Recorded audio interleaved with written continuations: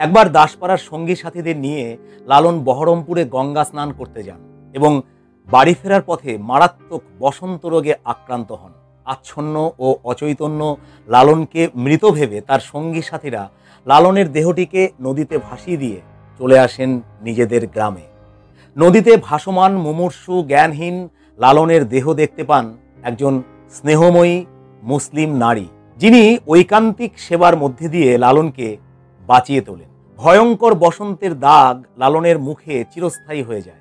পরবর্তী সময়ে সুস্থ হয়ে লালন দাসপাড়ায় নিজের বাড়িতে ফিরে আসেন।